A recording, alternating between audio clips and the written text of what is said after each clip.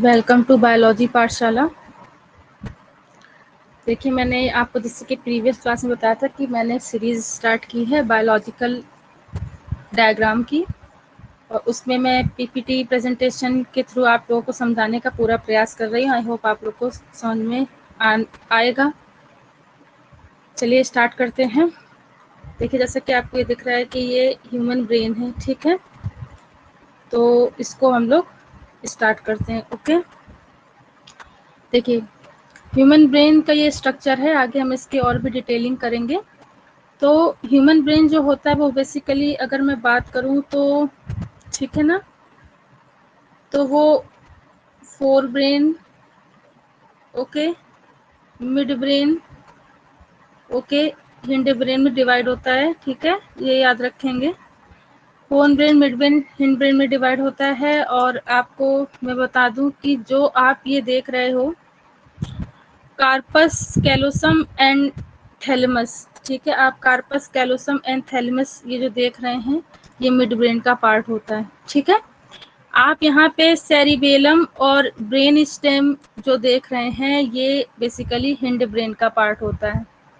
चलिए बात करते हैं फोर ब्रेन की। तो फोर ब्रेन में क्या क्या चीजें आती है, देखिए सेरिब्रम आता है, हाइपोथैलेमस, ठीक है, पिट्यूटरी ग्लैंड, पोन्स, मेड्यूला। तो ये सारी चीजें आती हैं, ठीक है, आपकी फोर ब्रेन में। तो ये तो छोटी सी जानकारी हो गई कि ये क्या क्या स्ट्रक्चर होता है, और इसके आगे की बात करते हैं, ठीक है। वेलकम टू बायोलॉजी पाठशाला। आज का टॉपिक जो है वो है ह्यूमन ब्रेन, और ह्यूमन ब्रेन के बारे में हम लोग अच्छे से समझने की कोशिश करेंगे। देखिए आपके सामने एक स्ट्रक्चर है, ठीक है, ये स्ट्रक्चर है, ये है ह्यूमन ब्रेन का, ठीक है, ये ह्यूमन ब्रेन का स्ट्रक्चर है। इसे ध्यान से अपने दिमाग में बैठा लीजिए, ओके।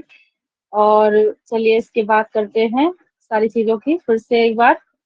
तो देखते हैं क्या क्या चीजें कैसे कैसे होती है। देखिए जो हमारा ह्यूमन ब्रेन होता है वो बेसिकली तीन बेसिक पार्ट में डिवाइड होता है, ठीक है। इस बात को याद रखेंगे कि तीन बेसिक पार्ट में डिवाइड होता है। एक तो आपका होता है, ठीक है, मैं अगर आपकी बात करूं, एक तो आपका होता है फोर ब्रेन, ठीक, जैसा कि आपको दिख रहा है। एक होता है मिड ब्रेन और एक होता है हिंड ब्रेन। चलिए इसके कौन कौन से पार्ट होते हैं इसको देखने की पूरी से कोशिश करते हैं। तो चलिए देखते हैं, ओके ओके। तो देखिए फोर ब्रेन में क्या क्या चीजें आती हैं। तो फोर ब्रेन में जो आपका आता है वो सबसे पहले, ठीक है,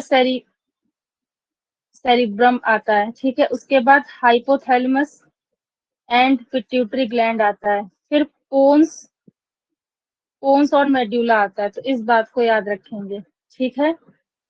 ये जो आपका ये पार्ट होता है ये वेंट्रिकल होता है, इस बात को याद रखेंगे, ठीक है। अच्छा, मिड ब्रेन में क्या क्या आता है, तो मिड ब्रेन का भी देख लेते हैं। मिड ब्रेन में, ठीक है, कार्पस कैलोसम थैलेमस आता है। देखिए हिंड ब्रेन में क्या क्या आता है, हिंड ब्रेन की भी बात कर लेते हैं। हिंड ब्रेन में आपका मेरे प्यारे बच्चों क्या क्या आएगा, तो सेरिबेलम और ब्रेन स्टेम आता है। तो इस बात को बहुत अच्छे से याद रखेंगे। आई होप कि ये सारे पार्ट आपको याद हो गए होंगे। नेक्स्ट पार्ट करते हैं कि function areas of the brain. भाई क्या क्या फंक्शन एरिया होते हैं ब्रेन के, तो उसकी भी हम लोग अच्छे से बात करेंगे। देखिए सबसे पहले मैं आपको बता दूं, ठीक है, थोड़ा सा कलर चेंज कर लेते हैं। ओके, देखिए ये मोटर एरिया होता है। अगर मैं आपको दिखाऊं तो ये मोटर एरिया होता है।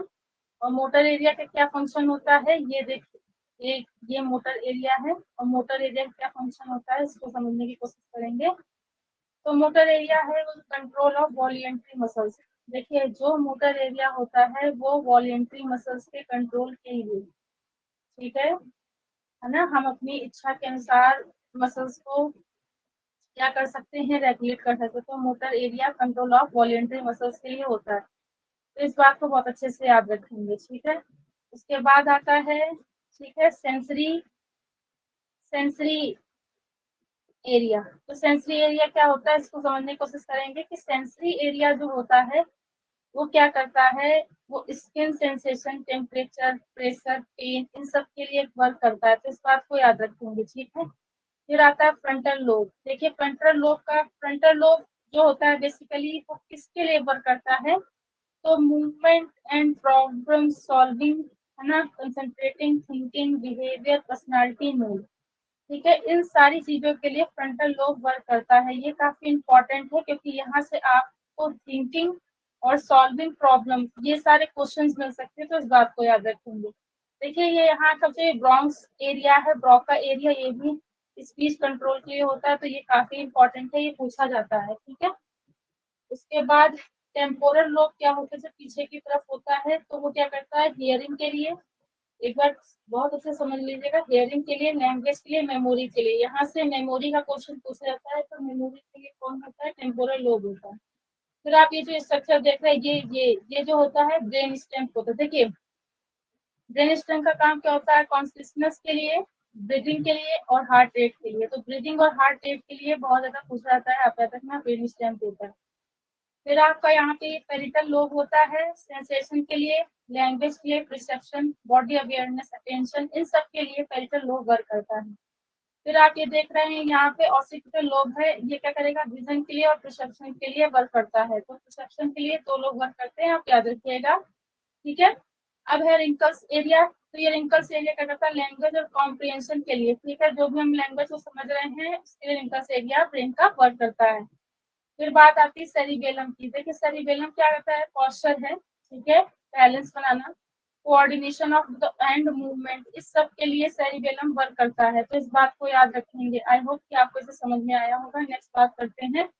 अच्छा, और थोड़ा अच्छे से डिटेल में समझने की कोशिश करते हैं। देखिए यहाँ पे आपको देखिए क्या दिया हुआ है, उसको समझते हैं अच्छे से। देखिए यहाँ पे आपको दिया गया फ्रंटल लोब। फ्रंटल लोब को फिर से एक बार समझ लेते हैं कि thinking, problem solving, behaviour control and जितने भी डिसीजन मेकिंग होते हैं वो फ्रंटल लोब से होते हैं। ठीक है, फिर हम लोग आ जाते हैं पेरिटल लोब में। पेरिटल लोब में कहता है परसेप्शन, ऑब्जेक्ट क्लासिफिकेशन, स्पेलिंग, है ना, थोड़ा और डिटेल में दिया हुआ है इसमें, नॉलेज ऑफ द नंबर, है ना, इन सब के लिए पेरिटल लोब वर्क करता है। फिर आगे देख लेते हैं।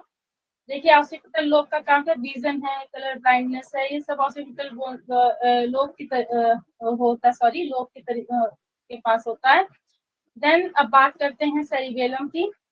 तो सेरिबेलम का वर्क क्या होता है, बैलेंस है, कोऑर्डिनेशन है, उसके लिए होता है।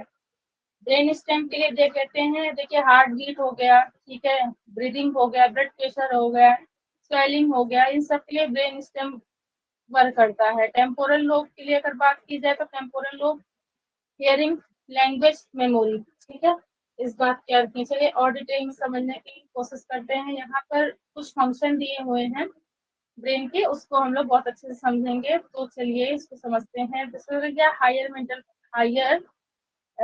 फंक्शन। देखिए ब्रेन का जो जितना भी मेंटल फंक्शन है वो ब्रेन ही कर रहा है, ब्रेन के कई सारे पार्ट्स मिलकर करते हैं। आई मूवमेंट के लिए भी वर्क करता है, और जैसे कि मैंने पहले भी आपको बताया कि वॉलेंट्री मोटर फंक्शन भी होता है। सेंसरी के लिए भी, और सोमेटो सेंसरी एसोसिएशन के लिए भी ये वर्क करता है, लैंग्वेज कॉम्प्रिहेंशन के लिए भी और विजन के लिए भी। ठीक है, तो ये सारे इसके एक हाईलाइट्स हैं जो आपको याद रखने हैं। चलिए नेक्स्ट बात करते हैं, और थोड़ा सा जूम कर लेते हैं इसे। ठीक है, और फिर समझने की कोशिश करते हैं। चलिए देखिए प्रमोटर एरिया। प्रमोटर एरिया जो होता है, मैं आपको बताऊं प्रमोटर एरिया की अगर बात करें तो प्रमोटर एरिया जो होता है तो फ्रंटल लोब उसकी लोकेशन होती है। काम क्या करता है, highest centre for the involuntary movement of muscle and ANS.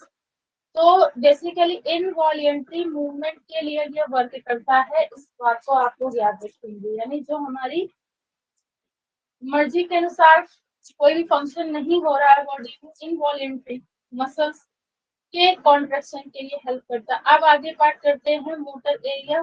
तो कंट्रोल द वॉलेंट्री, ये वॉलेंट्री मसल्स और मूवमेंट के लिए वर्क करेगा। ब्रोका एरिया, मैंने जैसे कि आपको बताया कि ब्रोका एरिया क्या करता है, मोटर स्पीच एरिया होता है। सोमैटोस्टैटिक एरिया क्या होता है, वैसे तो ये लोकेशन इसकी पेरिटल लोब की है, ये काफी इंपॉर्टेंट है, इसलिए मैंने इस सेशन को रखा है।